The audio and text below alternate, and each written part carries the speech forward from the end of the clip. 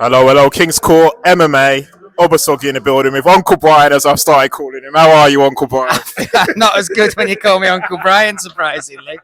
Yeah, makes you feel. And also, I think you've got the strangest mic I've ever seen. It's like halfway between a toothbrush and a toilet brush. That one. I was going to say something else, but we'll keep it clean. We'll keep it clean. First and foremost, obviously, didn't see you at Christmas this year. Or New Year. Yeah. No, actually, no, we kind of spoke indirectly, you know, when you were interviewing George Staines. Fantastic interview, by the way. Absolutely love George Staines. How was your Christmas? How was your New Year's? Christmas is magic, mate. I'm not just an uncle, I'm a dad. So I got a 10-year-old girl and we go mad for Christmas. I used to hate it, but now the Christmas tree is up the first week of November. So we are that family. Christmas carols, all the stuff that goes with it. So yeah, it's awesome, mate. What's not to like? Awesome. We're up here, obviously, for the OKTAGON show, the second UK show in Newcastle. It's not actually that cold. Pretty shocking. It's probably warmer up here than down in Yorkshire. I'm not going to lie. First and foremost, how excited are you to be back here in the UK with the crazy Geordies of all people? You know, I love Newcastle. I used to gig here a lot, and it was one of those places where you come for a weekend and you never know what's going to happen. The crowds are wild. You never know if you're going to have a good gig or a bad gig, if they're going to kill you, love you, beat you up, which is what the Geordies are about, right? They're tough people. It's a fighting city, and yeah, we're excited to be here. I think the fact we've got two nice Northeast fighters, Nathan Haywood, I think he's great. What a personality. That stare down with Roman Paulus was great as well. And then Dan Bainbridge, both of them big talents, both fighting out a team Fish Tank with Andrew Fisher. So, I love it. I'm really excited for Newcastle to experience OKTAGON as well. Same, and I think I was going to raise that point. Obviously, they both said in the press conference about the audience about to pop. I think tomorrow it could be really loud for those guys. What do you think? We're in Newcastle. If we open the window now on a Friday night, there's going to be somebody screaming about cheesy chips. There's going to be something kicking off, police sirens, but everyone having a good time. So, yeah.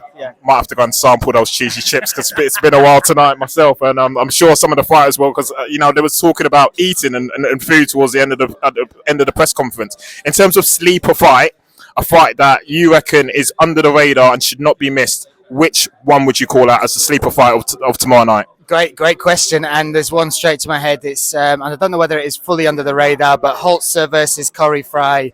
It's outstanding. Both are super talented. Holzer is only 22 years of age, undefeated as an amateur, undefeated as a pro. So now on a 10-fight win streak, 6 wins in pro MMA, 5 finishes, 4 submissions. A very different fighter than Corey Fry, much more the submission guy.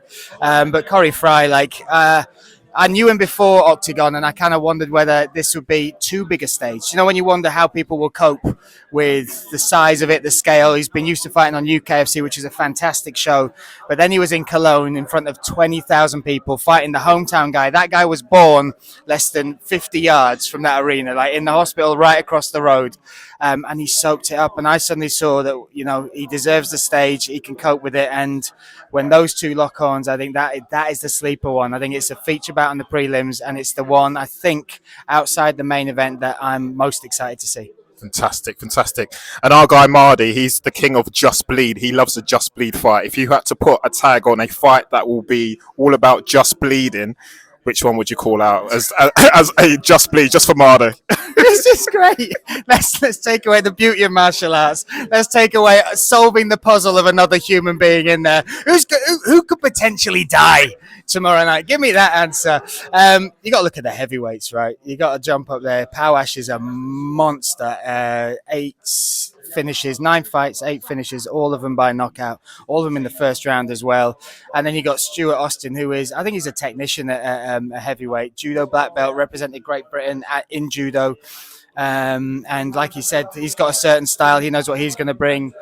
Powash just brings chaos, and that is the thing that Austin's going to have to deal with. And when you watch a lot of Powash's fights, it is that first 2 minutes that you got to survive. So for me, that is a great clash. It's going to be another number 1 contender one, and one of them might die. That's it. Wow, you heard it here first, people. Just bleed. Yeah, we'll keep it at Just Bleed. But yeah, obviously, great. It will be great to let the audience know how they can watch the event tomorrow night. All the details. we don't want people in the UK, especially, to miss such a big event. How can the viewers keep up to date with what's happening tomorrow night, basically? We got you covered. So Channel 4 streaming, go there. It's live from 5 o'clock, free mixed martial arts at a reasonable time, 5 o'clock in the evening, all the way 6 hours of entertainment on Channel 4, the zone around the world. And then, of course, if you want to pay for it, you can do octagon.tv, do that. Absolutely excited. I'm excited to hear in that arena pop. Brian's excited for Just Bleed. It's going to be massive here tomorrow night in Newcastle. This is King's Court MMA with Uncle Brian. Your guy Obasogi, over and out. Oh my God.